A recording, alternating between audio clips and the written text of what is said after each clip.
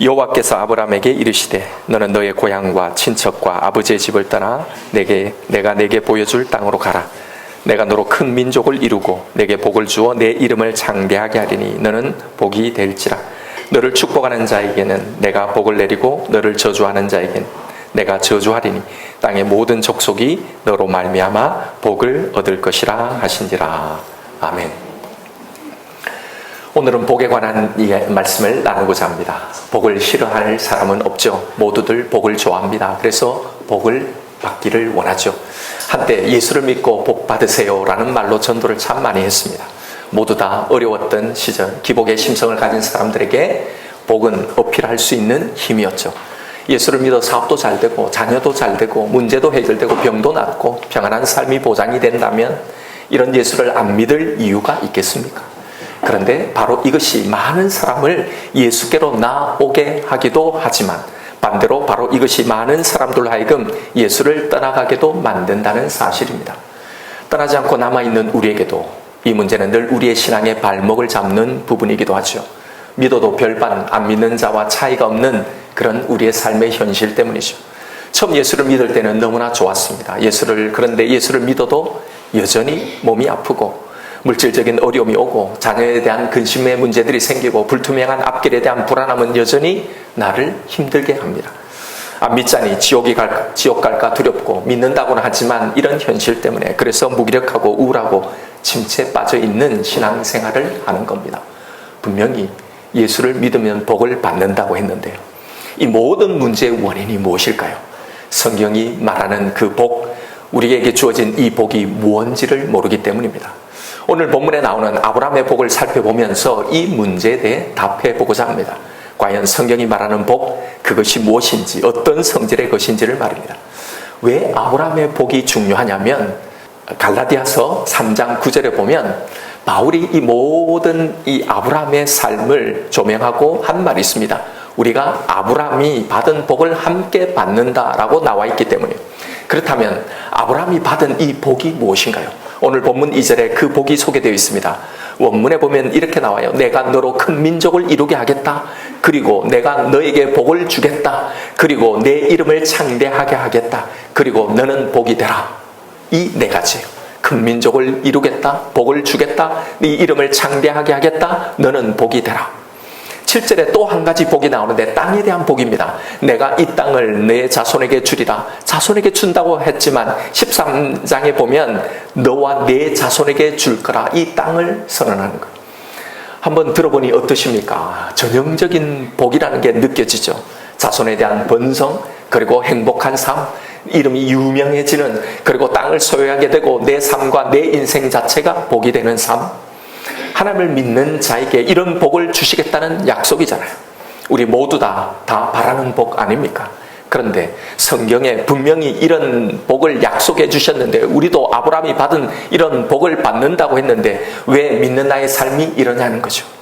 그래서 성경이 들려주는 이 아브라함의 이야기, 이 복에 관한 이야기를 우리는 다시 잘 읽어보자는 겁니다. 성경이 들려주는 이 아브라함의 일생에서 이 복이 언제 아브라함에 실현되는가 하는 겁니다. 이 문제는 매우 중요합니다.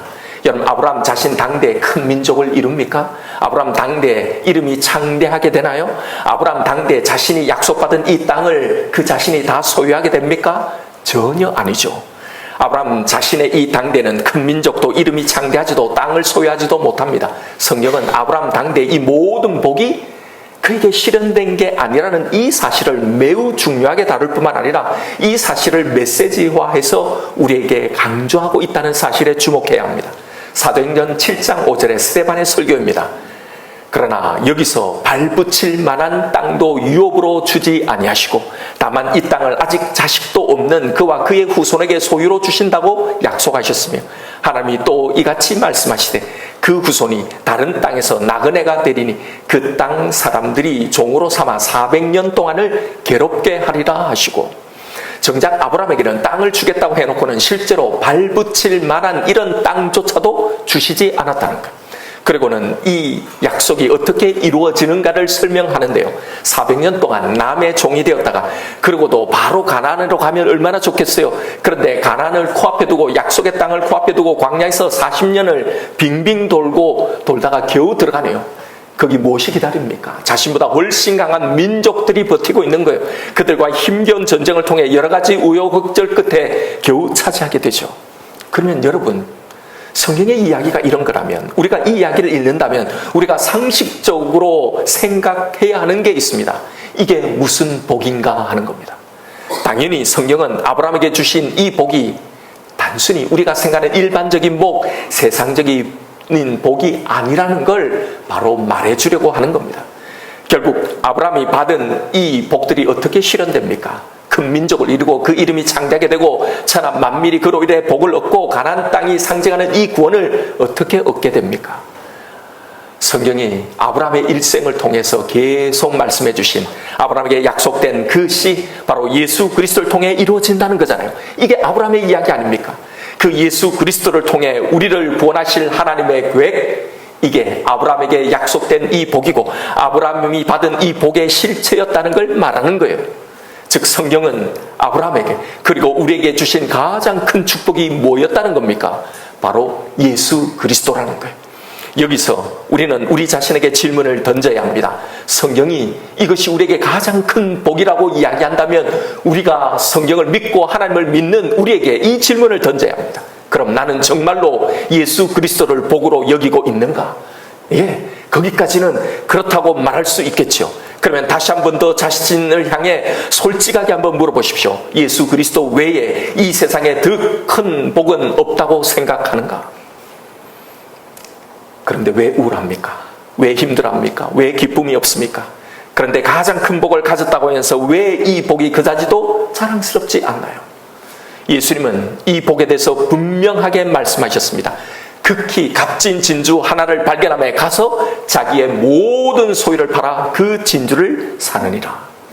가장 큰 복을 가졌는데 내 삶에 만족이 없는 것은요, 예수가 나에게 가장 큰 복이다라고 말은 그렇게 하지만 실제로는 그것이 나의 가장 큰 복이 아닌 거예요. 내가 원하는 복이 있어서 그런 겁니다. 우리의 신앙의 모든 딜레마가 발생하는 지점이 바로 여기라고 했어요. 우리가 사실 원하는 복, 그 복이 뭔가요? 예수 그리스도가 가장 큰 복이라는 것은 알겠는데, 그래서 죽으면 천국 가는 것은 너무나 고맙고 감사한 건데, 그런데 그 복의 효과를 이 세상에서 좀 누릴 수 없는가라는 거죠. 내가 그렇게 많이 바라는 것도 아니고 남보다 뭐 떵떵거리고 재벌이 돼달라는 그런 정도의 것도 아닌데, 그저 큰 어려움 없이, 큰 아픔 없이, 큰 문제 없이 살면서 가슴 덜컥 내려앉을 그런 일 없이 무난하게만 해줘도 좋지 않는가? 이게 뭘 그렇게 큰 욕심인가라는 거죠.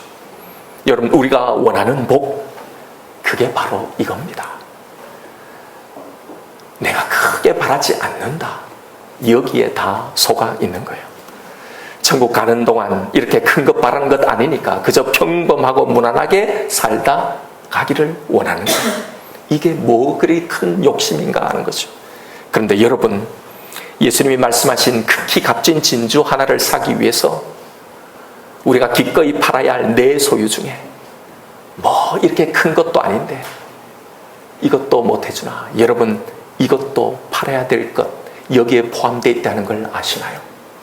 나의 기대처럼 그렇게 무난한 인생, 무난한 삶이 아니어도 그래도 우리는 이 극히 값진 이 예수 때문에 감사하고 이 예수 때문에 만족하고 이 예수에게 살아갈 힘과 장래의 모든 소망과 위로를 우리는 여기서 정말 받을 수 없는가 말입니다.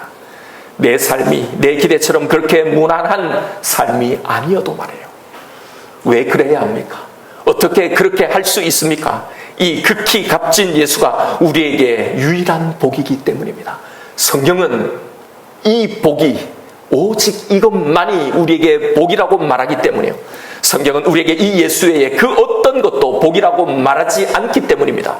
이 예수를 얻기 위해서라면 그 무난한 삶의 기대도 배설물처럼 버릴 수 있는 정도, 그 정도의 복이라고 말하는 겁니다. 이 무난한 삶이 여러분 얼마나 교묘하게 위장된 복에 대한 갈망인지를 우리는 알아야 합니다. 결국 이것이 예수보다 귀한 겁니다. 내가 큰 욕심 안 부린다고 하는 이것이요, 이게 뭐 그렇게 대단한 욕심인가 하는 이게 사실은 우리 안에는 예수보다 훨씬 더 귀에 있는 겁니다. 어떻게 그렇게 말할 수 있는가요? 왜 그런가요? 여러분, 내가 기대했던 이 무난한 그 삶의 기대가 무너지는 그 자리에서요, 무엇이 버려지는지를 보십시오. 바로 거기서 예수가 버려지기 때문입니다. 어떻게 버려지나요? 예수가 가장 귀하는, 나에게 최고의 축복이라고 이것만 있으면 된다고 말은 그렇겠지만 정작 거기에서 그 예수가 내가 겪고 있는 그 문제에 아무런 영향력을 미치지 못하는 거예요. 거기에 아무런 위로와 아무런 살아갈 힘과 용기를 얻지 못하는 겁니다. 내 삶에 그 복음이 아무런, 그 예수가 아무런 능력을 미치지 못하는 겁니다. 바로 그렇게 예수가 그 자리에서 버려지는 거예요. 예수를 부인하지는 않겠죠. 그런데 여러분, 예수를 믿는다고 예수가 가장 큰 복이라고 말하고 있는 우리의 마음속 그 깊은 곳에 존재하고 있는 이 우울감이, 이 무력과 이 냉랭함의 출처가 어딘지를 여러분 깊이 살펴보십시오. 바로 여기입니다. 나는 큰 것 안 바란다면서 바라는 그 무난한 삶에 대한 기대요. 여러분, 이게 재벌이 되게 해달라는, 노벨상을 받게 해달라는 이 복에 대한 이런 대단한 것이라고 여기는 이것에 대한 갈망보다 훨씬 더 지독하고 훨씬 더 교묘한 복에 대한 갈망이라는 걸 우리는 알아야 합니다. 큰 것 바라지 않는 나에게 예수가 정말 유일한 복이라면 여러분, 큰 것 바라지 않는 그 기대 또한 얼마든지 기꺼이 버려질 수 있어야 하는 겁니다. 내가 기대한 삶, 그런 인생이 아니어도 그런 내 인생 안에, 그런 내 삶 안에 예수가 있다는 것만으로 우리는 만족하고 자족하며 감사할 수 있어야 하는 거예요. 이게 진짜 예수를 나의 유일한 복이라고 선언하는 이 성경을 믿는 자, 바로 그 자의 모습인 겁니다. 사실 이걸 모르는 바가 아니죠. 알고는 있는데, 그런데 왜 내가 아는 것과 다른 생각, 그런 모순적인 모습이 내 신앙 속에 내게 계속 나올까요? 여러분, 그건 우리의 신앙에 깊이 뿌리 박혀있는 이 복에 대한 오해들 때문입니다. 우리는 이 예수에 대해서 깊이 알기 전부터 들어왔던 성경의 이야기들이 있기 때문입니다. 바로 복에 대한 성경의 이야기들이죠. 성장기에서 어릴 때 뿌리 박힌 이 정서들, 그 생각들, 그 쓴뿌리들이 일생 동안 지대한 영향을 미치면서요, 그걸 아무리 뿌리 뽑으려 해도 정말 너무나 뿌리 뽑기 힘든 것처럼 우리의 신앙의 성장기에 우리가 예수를 깊이 알기 전에 들어왔던 이 우리의 너무나 많은 오해된 복에 대한 말씀이 우리에게 주입되어 있기 때문입니다. 그래서 아무리 성경을 가지고 예수가 유일한 복이라는 이 설명을 해도 이 말씀이 내가 가지고 있는 이 오해된 복에 대한 정의를 관통하여 뚫고 나가지 못하고 그것을 변하고 수정시키지 못하는 겁니다. 여전히 견고하게 내 신앙에, 내 성경 안에 자리하고 있는 거예요. 예수가 유일한 복이다, 가장 큰 복이다 하면서 정작 또 다른 복을 포기하지 못하는 겁니다. 왜냐하면 이런 오해들도요, 나름 근거를 가지고 있거든요. 이런 근거들입니다. 성경을 읽어보니 봐라, 아브라함도, 이삭도, 요셉도, 야곱도, 이 족장들이 다 이 땅에 물질의 복을 받는다고 나와 있지 않느냐? 결국 그렇게 하나님의 축복을 받는 이 삶으로 그려져 있지 않느냐? 신명기 28장에 보면 하나님의 말씀대로 잘 살면, 하나님을 믿으면 성읍에서도 복을 받고 들에서도 복을 받고 자녀들과 토지 소산과 짐승의 새끼까지 다 복을 받을 것이며 광주리와 떡반죽 그릇이 복을 받을 것이고 들어와도 복을 받고 나가도 복을 받고 내 몸의 소생과 가축의 새끼와 토지 소산을 많게 해주실 거라고, 꾸어줄지라도 꾸지 아니할 거며 위에만 있고 아래에 있지 않게 할 거라고 분명히 이 땅의 복을 약속하지 않았냐라는 거죠. 예수님도 나와 복을 위해서 집이나 형제나 자매나 어머니나 아버지나 자식이나 전토를 벌인 자는 이 땅에 100배나 더 받을 거라고 말씀하시지 않았냐? 실제로 하나님을 믿는 나라들, 그런 사람들 봐라, 다 잘 살지 않느냐라는 근거들입니다. 여기서 제가 예로 든 이 성경의 말씀들은요, 우리가 성경의 복을 오해하게 만드는 대표적인 구절들입니다.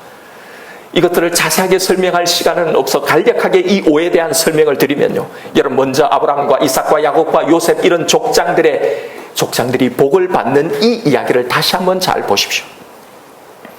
보니 아니 그래도 아브라함이 소유가 많았다는 것 사실 아닙니까? 하나님이 축복으로 그렇게 된 것 아닙니까? 말할 겁니다. 그런데 여러분, 이건 논리적으로 맞지 않습니다.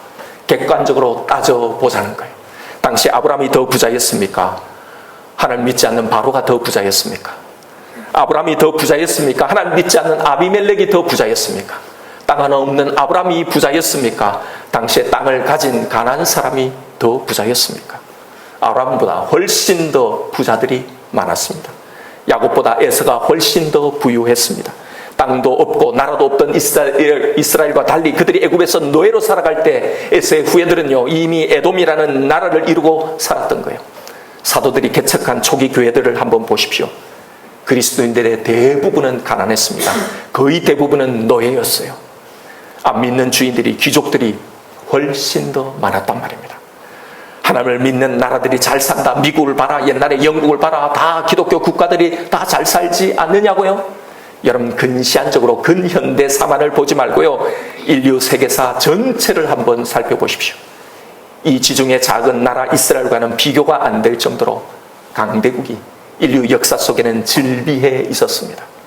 로마 제국 내 유럽과 기독교 국가들, 오늘날 이렇게 근세에 예수를 믿어 복받는 이 나라들, 그런 나라들이 하나님을 믿어 예수를 믿어 잘 되었다고요? 여러분, 역사를 잘 보십시오. 원래 이스라엘보다 더 잘 살았던 로마 제국에 복음이 전해졌던 거예요. 이미 그들은 잘 살고 있었습니다. 미국이 하나님을 잘 믿는 국가라서, 그래서 집회도 국가의 노래도 하나님이 나오고 대통령을 선거에도 성경을 손을 얹고 그렇게 하니 하나님이 그 땅을 복을 주신다고요.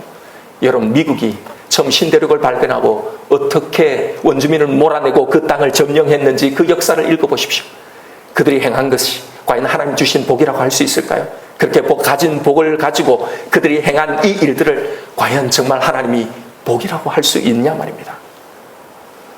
이미 창세기에 나오는 이 세상의 두 운명, 그들의 족보에서 이미 이것이 여실히 드러났잖아요. 성경이 뭐라고 증언합니까? 세상 나라들이 훨씬 더 강하고 부하고 잘 산다고요. 그럼 하나님의 복, 그 대표적인 복이 우리의 생각대로 물질적인 그런 복이라면, 그래도 그걸 포기하지 못한다면 여러분, 그들보다 더 비교가 안 될 정도로 하나님을 믿는 사람들을 더 부유하게 하셔야 하잖아요. 신명기 28장에 우리가 잘 아는 이 복의 말씀을 한번 볼까요? 거기에 복과 저주가 나오잖아요. 이건 이렇게 지키면 이런 복을 받고 못 지키면 저주를 받는다. 그러니 하나님을 잘 믿어서 이런 복을 받아 누리라 라고 말하는 게 아닙니다. 신명기의 결론이 뭡니까? 이 말씀을 해주시고 그 다음에 이 신명기의 결론을 내린 마지막 말씀이 뭐예요? 너희들은 결국 이걸 못 지킨다는 겁니다. 그래서 결국은 이 땅에서 쫓겨나고 이런 저주를, 이 모든 성경에 예언된 저주를 너희들 다 받을 거라는 거잖아요. 이게 너희의 운명이라는 선언이었습니다. 그런데 여러분, 이걸 가지고 하나님을 잘 믿으면 복을 준다는 걸 강조한다는 건, 여러분, 이건 완전히 이 말씀을 거꾸로 완전히 왜곡된 적용이잖아요. 우리는 성경을 보면서도 잘 지켜냈을 때 우리가 원하는 이 복만을 보지요. 못 지켰을 때의 저주는 아예 생각하지 않는 겁니다. 그걸 보지 않는 거예요. 그러니 이렇게 믿으면 복을 준다고 했다, 이것만 붙드는 거예요. 하나님이 우리에게 이런 복을 주신다, 이것도 복이다라고 생각하는 겁니다. 그런데 사실상 우리가 정말 객관적으로 여러분 생각해 보면 잘 믿을 때가 많습니까? 못 믿을 때가 많습니까? 못 믿을 때가 압도적으로 우리 많습니다. 그럼 사실상 우리가 여기서 진짜 주목하고 눈여겨야 될 것은요, 복이 아니라 저주를 더 크게 봐야 하는 것 아닙니까? 왜요? 우리가 이걸 못 지키니까, 결국 이 운명을 당할 거니까. 그래서 사실은 거기에 저주 받는다는 이야기가 복의 이야기보다 정확하게 3배 이상 더 많습니다. 가서 확인해 보십시오. 그러니 여러분, 이게 결국은 복의 이야기가 아니란 말입니다. 이 세상의 복요. 고로 이 복과 저주의 말씀이 우리에게 말씀하려는 그 실체적인 이야기가 뭡니까? 너희들은 지킬 능력이 없기 때문에 저주밖에 받을 수 없기에 다른 방법이 필요하다는 걸 우리에게 말하려고 했던 거예요. 그 방법이 뭐라는 겁니까? 하나님의 용서, 예수 그리스도를 통한 대속. 그래서 이 예수가 내가 너에게 주려는 이 복이다라는 걸, 그래서 너에게는 유일하게 이것이 너에게 복이다, 이걸 말하려고 한 거란 말입니다. 그러니 성경이 말하는 건 잘 지키면 이런 복을 받는다, 이런 것도 하나님 주신 복이다, 이걸 말하는 게 아닙니다. 마지막으로 나와 복음을 위해 집이나 전토를 벌이면 현세에서 100배나 받는다는 이 예수님의 말씀요. 여러분, 이 말뿐만 아니라 예수님의 말씀하신 이 전문을 다시 잘 보십시오. 마가복음 10장 29절입니다. 예수께서 이르시되 내가 진실로 너희에게 이르노니 나와 복음을 위하여 집이나 형제나 자매나 어머니나 아버지나 자식이나 전토를 벌인 자는 현세에 있어서 집과 형제와 자매와 어머니와 자식과 전토를 100배나 받되 예 받습니다. 그런데 그 다음 말요 박해를 겸하여 받고 그 다음에요 내세에 영생을 받지 못할 자가 없느니라. 그 다음에요 그러나 먼저 된 자로 나중되고 나중된 자로 먼저 될 자가 많으니라. 잘 보십시오. 여러분 100배나 받지만 박해와 함께 겸하여 받는다면 여러분 이 복을 받겠습니까? 이걸 복이라고 말씀할 수 있겠나요? 여기에 100명의 어머니, 100명의 자식이 과연 복일까요? 그러니 여러분 이것은 문자적으로 해석하지 말라는 말입니다. 문맥을 봐야죠. 이 말씀이 어떻게 나오기, 왜 나오게 되었는지를요. 이 말씀은요, 이건 현세의 이 복 때문에 바로 우리가 원하는 이 복 때문에 영생을 포기한 이 부자 청년 때문에 나온 겁니다. 고로 예수님의 이 강조점은 포기하면 반드시 받는다는 거예요. 뭘 포기하면? 바로 이 세상의 재물, 이 복을 포기하면 대신 뭘 받는다? 그게 영생이라는 거예요. 그럼 진짜 복이 뭐라는 겁니까? 현세에서 100배나 받는 이 복이 아니라는 거잖아요. 바로 이 영생이 하나님이 우리에게 주고자 하는 이 유일한 복, 이 하나의 복이라는 거잖아요. 왜 현세에 100배의 복을 받는데 그런데 함께 박해를 받을까요? 왜 이런 말씀을 하실까요? 그건 현세 복이 진짜 복이 아니라는 걸 알게 하기 위해서입니다. 그래서 먼저 된 자로 나중되고 나중된 자로 먼저 된다고 한 거예요. 이건 이 현세의 100배의 복 때문에 진짜 복을 잃을 자들이 있을 거라는 이 경고입니다. 바로 그 거짓 복에 주목하는 자들에 대한 경고예요. 여러분 한 말씀만 딱 떼어 편집해 보지 마십시오. 이 말씀과 함께 바로 앞에 뭐라고 하셨는지를 보란 말입니다. 그리고 그 앞에 24절에 이렇게 말씀하십니다. 제자들이 그 말씀에 놀라는지라 예수께서 다시 말씀하여 이르시되 얘들아 하나님의 나라에 들어가기가 얼마나 어려운지 낙타가 바늘기로 나가는 것이 부자가 하나님의 나라에 들어가는 것보다 쉬우니라 하시니라. 이 땅의 복을 대표하고 상징하는 이 부자가 천국 가는 건 낙타가 바늘기 통과하는 것보다 어렵다고 하신 겁니다. 그럼 여러분 왜 성경에는 이런 세상의 복을 이야기했을까요? 왜 성경의 말씀들은 이 세상적인 복으로 우리의 신앙을 독려하고 있는 것처럼 들릴까요? 성경이 세상의 복을 제시하는 분명한 목적과 이유가 있기 때문입니다. 족장들의 이야기는 모두 복을 받아 누리는 해피엔딩으로 끝나는 이야기죠. 그렇게 소원인 아들을 결국은 받게 되고 물질의 복을 받아서 결국은 거부가 되고 그렇게 원하는 이 꿈을 이루어 국무총리가 되는 이 모든 세상의 복으로 다 이야기들이 끝납니다. 우리는 이걸 보고 하나님을 이렇게 잘 믿으면 이렇게 거부가 되고 이렇게 성공하는 복을 받는구나 라고 적용을 해버리는데요.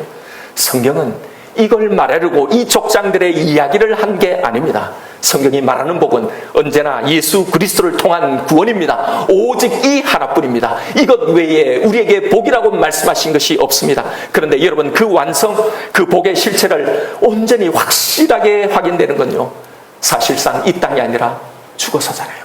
죽은 후에 영원한 내세 세상에서 이게 온전하게 확인되어지는 겁니다. 그런데 죽어야만 온전히 누리게 될 이 복을 살아있는 이 성도들에게 설명을 해야 하는 거잖아요. 하나님의 이 구원을 믿는 그 사람들의 결말이, 그 신앙을 쫓아간 그들의 결국이 어떻게 되는지를 이 땅에 발을 딛고 살아가는 우리가 이해할 수 있는 그 방식으로 설명을 해준 겁니다. 이게 바로 성경에 소개된 이 땅의 복들이 등장하는 이유입니다. 그러니 여러분, 이건 진짜 복이 아니라 모형이란 말이에요. 그래서 이 족장들의 이야기는 결국 이걸 깨달은 족장들은 이 땅의 복이 아니라 진짜 복을 발견했더라라고 이야기를 마치는 거예요. 그래서 아브라함은 자신의 복의 이 상징물인 이 이삭을 기꺼이 바칠 수가 있었던 거고요.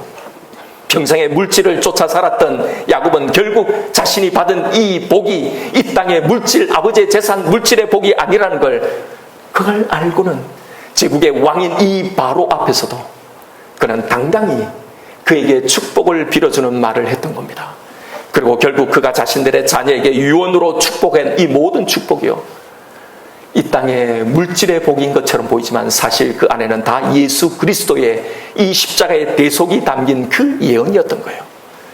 고로 성경에 등장하는 이 세상의 복에 대한 말씀, 그 약속은 바로 하나님 나라의 영원한 복을 말하는 모형이었다는 걸 우리는 알아야 합니다.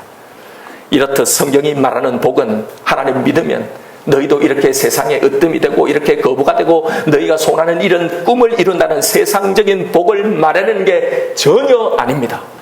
만약에 성경이 말하는 이 복이 하나님을 잘 믿으면 받게 되는 이 복이 세상적인 이런 복이라면 우리는 다음 질문에 명쾌한 대답을 내어놓아야 합니다. 무슨 질문입니까? 그럼 이 땅의 모든 가난, 이 고난은 신앙 부족 때문에 생기는 건가? 내 질병은 신앙 부족 때문에 생기는 건가? 그렇다면 우리보다 더 잘 살고 더 건강하게 사는 믿지 않는 사람들은 여러분 어떻게 설명할 건가요? 반대로 지금도 목숨을 걸고 신앙생활하는 이 중국과 북한의 이 지하의 교회들, 무슬림 속에 숨죽어가며 신앙생활하고 있는 이 고통받는 이 사람들, 그들은 우리보다 믿음이 없어서 이 땅에 그런 복을 받지 못하고 이런 고통을 당하며 사는 건가요? 이것에 대해 대답해야 하는 겁니다. 하나님을 잘 믿는 아브라함에게 구원의 복도 주시고 또 하나님이 복이라고 생각한 이 땅에 복을 주려 했다면 하나님은 아브라함을 갈대아 우르에서 가나안으로 부르지 않았을 거예요. 이 갈대아 우르에서 구원해 주시면 되었습니다. 왜요? 가나안은 당시에 갈대아 우르보다 비교가 안 될 정도로 더 열악하고 낙후된 곳이었기 때문에 그곳으로 복을 주겠다고 하나님이 부르신 겁니다.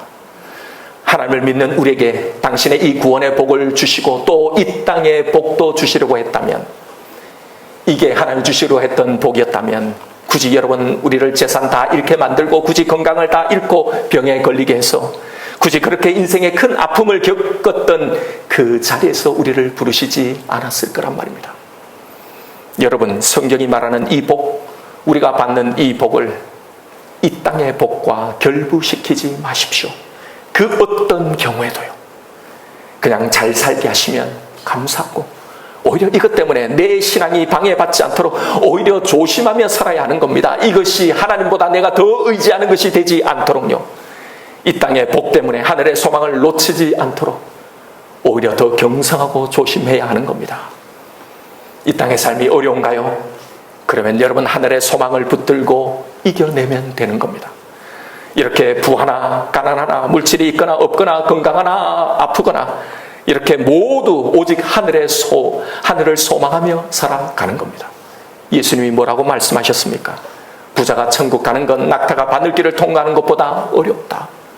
여러분, 이건 이 땅의 복이 이 영원한 구원에 얼마나 치명적인 위험의 요소가 되는지를 경고하고 말씀하신 거잖아요. 그런데도 이런 복을 하나님의 복이라고 생각하고 이걸 추구하게 만들고 이걸 가르치면 어떡하냐는 겁니다. 우리는 물질에 대해서, 부함에 대해서 거부감을 가질 필요가 없습니다. 그걸 정죄할 필요도 없습니다. 그렇다고 그것에 연연할 필요도 없는 겁니다. 방금 말씀드린 것처럼 부하나 가난하나 건강하나 아프나 우리가 진짜 신경 써야 할 것은 하나님에 대한 우리의 태도입니다. 그것이 방해가 되지 않도록 부하게도 말고 가난하게도 말고 항상 내가 받은 이 구원으로 바로 지금을 자족하고 지금을 감사하며 사는 것, 이것이 복이라는 겁니다. 내 무난한 삶에 대한 기대가 설령 무너지는 그 자리라 할지라도 말이에요. 그래서 하나님은 아브라함에게 이 복을 약속하시고는 마지막에 한 가지 명령을 내리신 겁니다. 오늘 본문 2절을 한번 보십시오. 앞에서 말씀드린 대로 큰 민족을 이루리라, 복을 주겠다, 이름을 창대하겠다. 다 여기에는 이루겠다, 주겠다, 하겠다라는 이 선언이에요. 이 말은 원어적으로 하나님의 강력한 의지가 담긴 겁니다.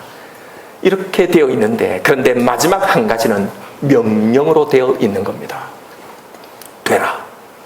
너는 복이 되라. 복을 주겠다고 말씀해 놓고 복이 되라고 명령하셨다는 이 사실요. 여러분, 이게 매우 중요합니다. 이 말의 의미를 이해하셔야 합니다. 성경이 말하는 복은 내가 무엇을 가지는가가 아니라 내가 어떤 존재가 되는가에 있는 겁니다. 하나님의 의도는 당신의 자녀들이 세상의 복이라고 생각하는 이 돈, 명예, 건강, 능력, 이런 복을 가진 사람이 아니라 우리 자체가 복인 사람, 이걸 아는 사람이 되기를 원하신 겁니다. 우리는 우리 자체가 복이 되어야 하는 그 사명을 받은 사람이란 말입니다. 그래서 우리 존재 자체, 우리의 삶 자체가 복이 되어져 가야 하는 이 사명이 바로 신자인 우리에게 있는 겁니다. 즉 예수 그리스도를 통해서 하나님께 받은 이 복이 나에게 성경에 갇혀있는 복이 아니라 내 삶 속에 나에게 체화되어는 이 과정이 있어야 한다는 겁니다. 이 구원의 복, 이 사랑의 복 안에 있는 내 인생, 내 삶, 내 존재 자체가 얼마나 복된 것인지 그 가치와 그 능력을 온전히 알고 누릴 때 나는 복이 되는 겁니다. 이것이 너는 복이 되라는 하나님의 명령 속에 담긴 의미입니다. 그러면 여러분, 무엇을 통해 어떻게 우리가 복이 될 수 있나요? 바로 우리의 삶, 우리의 신앙생활을 통해 그것이 이루어지는 겁니다. 그래서 이 세상의 복이 우리가 기대하는 만큼의 그것이 우리에게 다 이루어지지 않는 거예요. 우리에게 우여곡절, 좌충우돌, 때로는 구질구질하게 느껴지는 그 삶의 이 여정을 통해요. 내가 기대했던 큰 것 바라지 않는 그 평범한, 그 너무나 사소한 그 기대들이 무너지는 바로 그 시간들 속에서 우리는 진짜 복을 발견하고 그걸 알아가고 그걸 누리며 우리는 마침내 복이 되어 가는 겁니다. 결국 그것마저도 기꺼이 버릴 수 있는 그 신앙인이 되어 가면서 말입니다. 그것을 보여주는 것이 바로 아브라함의 삶이었던 거예요. 그저 큰 것 바라지 않고 자식 하나, 아니 남들은 여럿 있는 그 자식 하나, 나는 그저 그 하나만을 바란, 사실 그게 그의 복이 됐던 이 아브라함이요, 이제 그 복, 그 자식마저도 기꺼이 드릴 수 있었던, 하나님이 사랑하시고 선택하신 나 자신이 복이라는 걸 아는, 그리고 그걸 누린, 그렇게 복이 되어 갔더라라는 이야기입니다. 결국 복의 결정판은 나를 사랑하시고 나를 구원하신 그 하나님을 아는 겁니다. 그의 영광과 그의 사랑과 그의 성실과 그의 나를 향한 그 신실하심을 아는 것, 바로 그 하나님이 내 아버지가 되신다는 것, 이것을 가슴 깊이 아는 것, 이것이 복의 극치입니다. 이것이 그 내면에 가득한 사람을 성경은 복이 된 사람, 복된 사람이라고 한 겁니다. 여러분, 예수 하나님을 믿고 살아가는 내 삶, 내 인생, 예수 안에서 걸어가는 내 신앙의 길이 바로 복이라는 걸 아셔야 합니다. 그러니 세상의 복을 부러워하지 마십시오. 거기에 혹해서 그걸 비교하며 우울해하지 마십시오. 진짜 복이 뭔지를 알아가십시오. 이 신앙생활을 하십시오. 내 삶에 문제들이 있는 것, 이 땅의 복이 내 삶에는 왜 이렇게 없는가? 여러분, 이건 잘못된 게 아닙니다. 하나님이 내 삶을 잘못 이끌어 가시는 게 아니에요. 바로 이걸 통해 하나님은 나에게 진짜 복을 알게 하시고 나를 복이 되게 하시는 거예요. 그러니 내 삶을 해석하고 이해하는 이 시각이 바뀌어야 합니다. 영적인 안목을 가져야 합니다. 성경적인 축복관이 없는 사람은요, 결코 영적인 사람이 되지 못합니다. 아무리 교회를 오래 다니고 예수를 믿어도 예수와 함께 이 세상적인 복을 걸쳐 있다면 결코 그 사람은 영적인 사람이 되지 못합니다. 이미 복된 자는 세상의 복에 연연하거나 주눅들거나 그것을 가지려고 목매달지 않습니다. 이미 복된 자는 그 삶의 환경에 이리저리 흔들리지 않습니다. 왜냐하면 내 인생, 내 삶, 내 존재 자체가 복이라는 걸 알고 있기 때문에요. 이 복을 알아가는 삶, 그래서 이제 내가 복이 되는 삶, 그래서 이 복을 진짜 누리는 그 삶을 향해 나아가십시다. 이제 더 이상 복을 받기 위해 신앙생활을 하지 말고요, 내가 복이 되어가는 그 삶, 이 신앙생활을 향해 나아가시는, 이것을 몸부림치어 나아가시는 저와 여러분 우리가 되기를 주님의 이름으로 축원드립니다. 이 시간 주신 말씀 붙들고 하나님 앞에 기도하며 나아가십시다. 이 시간 내 마음속 깊은 곳을 한번 바라보십시오. 여러분, 아직도 부족합니까? 이 복을 아는 사람은 이미 충분히 채워져 있습니다. 내 삶의 모든 문제들, 무기력하고 우울한 내 삶의 이유는요, 다른 것이 아니에요.